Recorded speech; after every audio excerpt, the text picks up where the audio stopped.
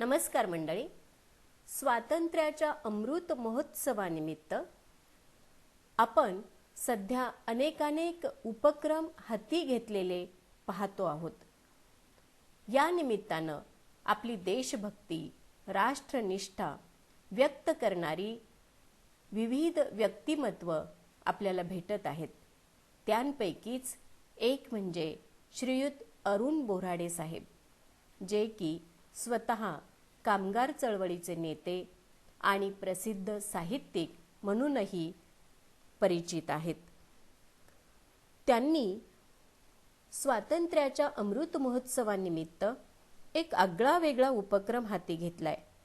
1 August पासून पुढे 100 दिवस रोज एका देशभक्ताचा अल्प परिचय ते आपल्याला आपल्या लेखणीतून करून देत आहेत आणि मी त्यांच्या या उपक्रमाचं अभिवाचन करण्याचा प्रयत्न करत आहे. ते लिहितात की दिनांक 15 ऑगस्ट 1947 रोजी आपल्या भारताला स्वातंत्र्य मिळालं. ब्रिटिशांच्या जोखडातून भारत मातेला मुक्त करण्यासाठी असंख्य ज्ञात अज्ञात राष्ट्रभक्तांनी आपल्या प्राणांची आहुती दिली. घर प्रपंचाची होळी केली. त्यातील कोणी फासावर लटकलं, कोणी जुलमी गोळीचे बळी झालं, तर कोणी कभिन्न काळोखात कारावास भोगला. लढताना कोणी भूमिगत झालं, कोणी परागंदा झालं.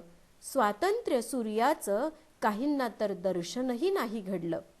अशा असंख्य वीरांची, हुतात्म्यांची नावं इतिहासात लिहिली गेली, तर अनेकांची नावं रक्ताच्या थारोळ्यात भिजून गेली. स्वातंत्र्याच्या अमृत महोत्सवी वर्षानिमित्त या सर्व क्रांतिकारी राष्ट्रभक्तांना, वीरांना, हुतात्म्यांना मनापासून अभिवादन आणि आदरांजली अर्पण करण्यासाठी मोजक्या शब्दात त्यांचा अल्प परिचय करून देण्याचा हा एक प्रयत्न. तर मंडळी, राष्ट्रभक्तांची स्मरणगाथा या मालिकेतील आता आपण पुढील पुष्प ऐकूयात. ब्रिटिशांना धूळ चारणारी रागिनी, कित्तूरची वीरांगना चेन्नम्मा राणी. भारतीय स्वातंत्र्य लढ्यामध्ये पुरुषांइतकाच महिला क्रांतिकारकांचा सहभाग होता आणि त्यांचं शौर्य मोलाचं ठरलंय. सन 1824 मध्ये म्हणजे सन 1857च्या स्वातंत्र्य लढ्याच्या 33 वर्षे अगोदर कित्तूरच्या राणीसाहेब चेन्नम्माने ब्रिटिशांच्या बलाढ्य सैन्याचा पराभव करून त्यांना धूळ चारली होती. हा पराक्रम भारतीय स्वातंत्र्य लढ्याच्या इतिहासात सुवर्णाक्षरांनी लिहिण्यासारखा आहे. कित्तूरच्या राणीचा हा पराक्रम देशातील सर्व क्रांतिकारकांना, लढवय्यांना, राष्ट्रभक्तांना सदैव प्रेरणादायी, स्फूर्तिदायी आणि क्रांतीचं स्फुल्लिंग चेतविणारा ठरला.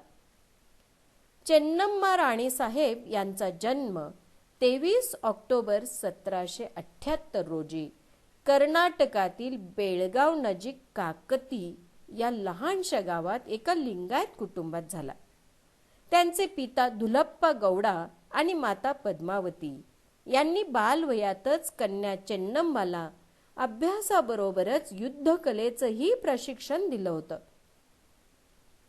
अश्वारोहण, तलवारबाजी, दांडपट्टा, धनुर्विद्या, भालाफेक या मर्दानी कलांमध्ये त्यांना पारंगत केलं.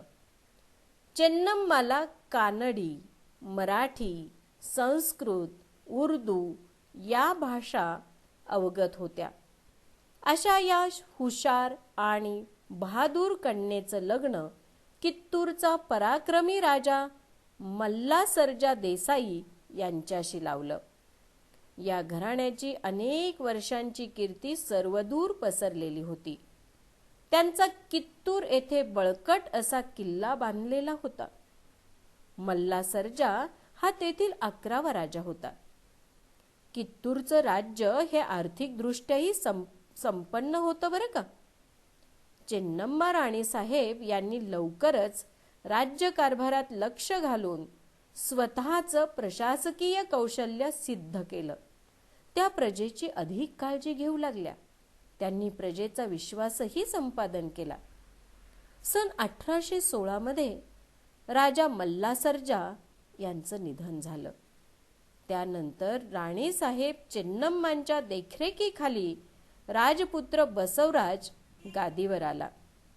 दुर्दैवानं तोही इसवी सन 1824 साली निधन पावला.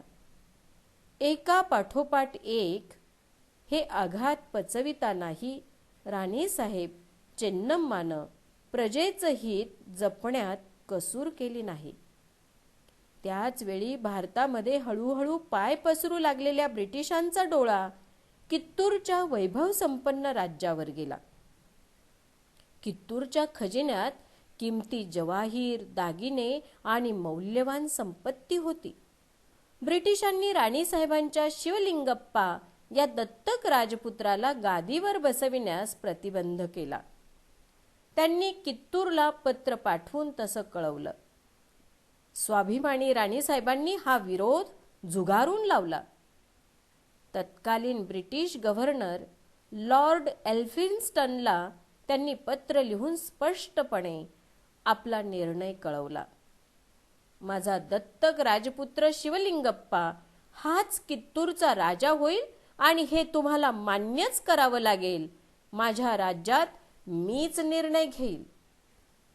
अर्थातच ब्रिटिशांना हे कसं सहन होणार. त्यांनी धारवाडच्या कलेक्टरला कळवून कित्तूरचं राज्य ताब्यात घेण्याचा आदेश दिला. तात्काळ 20,000 सैन्यांसह ब्रिटिशांनी कित्तूरच्या किल्ल्याला वेढा घातला.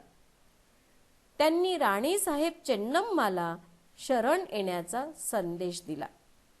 मात्र प्रजेवर प्रेम आणि मातृभूमीवर निष्ठा असणाऱ्या स्वाभिमानी आणि धैर्यशील राणीसाहेब ब्रिटिशांच्या दबावाला बळी पडल्या नाहीत.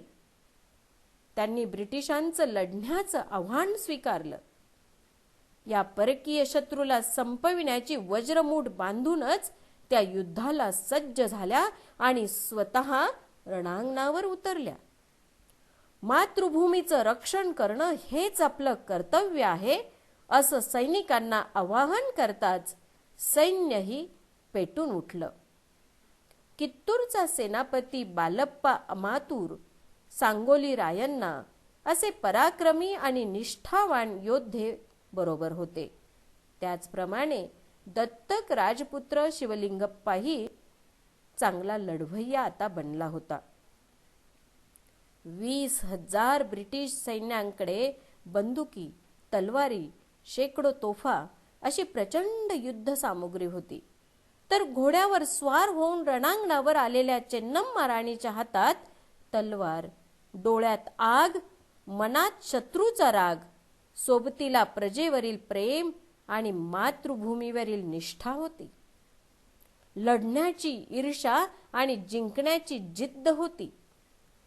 ब्रिटिशांनो, देश सोडून चालते व्हा. मातृभूमीचं रक्षण करणं आमचं उद्दिष्ट आहे. ही गर्जना करून राणीसाहेबांनी रणरागिणीचं रूप घेतलं आणि शत्रूवर तुटून पडल्या. सेनापती बालप्पा, रायण्णा आणि राजपुत्रही तुटून पडले. राणीच्या सैन्यातील शेकडो सैनिक धारातीर्थी पडले. शत्रू सैन्यानं राणीला घेरलं, पण त्यांनी पराक्रमाची शर्थ केली. कित्तूरच्या सेनापतीनं कलेक्टर सेंट जॉन थायकर याला क्षणार्धात संपवलं. दिनांक 22, 23 आणि 24 ऑक्टोबर 1824 या 3 दिवस चाललेल्या युद्धात ब्रिटिशांचा दारुण पराभव झाला. राणीसाहेब चेन्नम्मानं सर वॉल्टर एलियट आणि स्टीव्हन्सन या 2 ब्रिटिश अधिकाऱ्यांना कैद करून ओलीस ठेवलं. कित्तूरच्या या युद्धाची ब्रिटिशांच्या राजवटीतील लाजिरवाना पराभव म्हणून नोंद झाली. या युद्धात राणीसाहेब चेन्नम्मानं ब्रिटिशांना नामोहरम केलं, त्यांना धूळ चारली. मातृभूमीवरील निष्ठा, कुशाग्र बुद्धिमत्ता, प्रशासन कौशल्य, निष्णात युद्धनीती आणि जिंकण्याची जिद्द राणीसाहेबांच्या या नेतृत्व गुणांचा कस लागला. कित्तूर सारख्या लहानशा राज्याच्या स्त्री शासकाकडून झालेला पराभव ब्रिटिशांच्या जिव्हारी लागला. त्यानंतर कपटी वृत्तीच्या ब्रिटिशांनी राणीसाहेब चेन्नम्माशी युद्धबंदीची बोलणी सुरू केली. दत्तक राजपुत्राला गादीवर बसविण्यास संमती देण्याच्या बदल्यात ओलीस ठेवलेल्या दोन्ही ब्रिटिश अधिकाऱ्यांना सोडवून घेतलं. पुढे ब्रिटिश अधिकाऱ्यांनी काही दिवसातच कित्तूरच्या माणसांना फोडण्याची कट कारस्थानं सुरू केली. फुटीरतेचं बीज आणि फंद फितुरीचं विष ब्रिटिशांनी देशात सर्वत्र पेरलेलं होतंच, तसं ते कित्तूरमध्येही पेरलं. किल्ल्यात येणारी हत्यारं, युद्धसामुग्री आणि इतर वस्तूंचा पुरवठा ही सगळी व्यवस्था खिळखिळी करून टाकली. प्रशासनात ढिलाई आणली. कारस्थानांचं रोपण करून विश्वासघातकी ब्रिटिशांनी आणखी सैन्य आणून पुन्हा दिनांक 30 नोव्हेंबर 1824 रोजी कित्तूरवर हल्ला केला. प्रशासन कुशल चेन्नम्माला आपल्या शस्त्रसज्जतेवर विश्वास होता. त्या आधारे त्यांनी पुन्हा शर्थीनं लढण्याची गर्जना केली.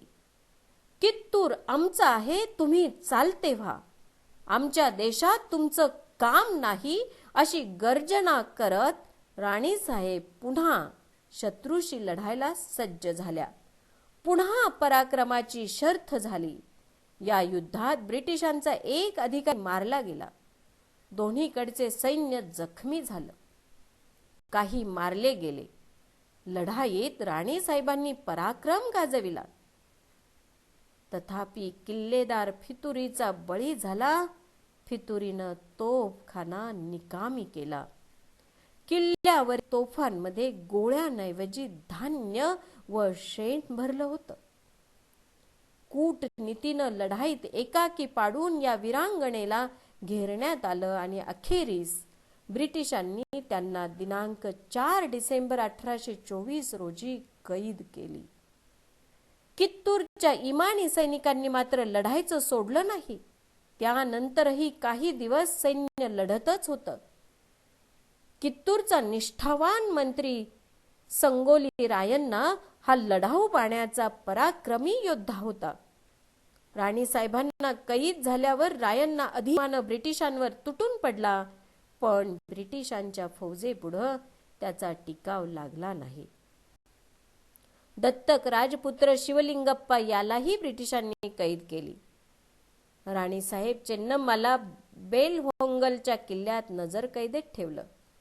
सुमारे 5 वर्ष कैदेत एकाकी राहिलेल्या राणीसाहेबांनी 21 फेब्रुवारी 1829 रोजी असहाय्यपणे प्राणत्याग केला.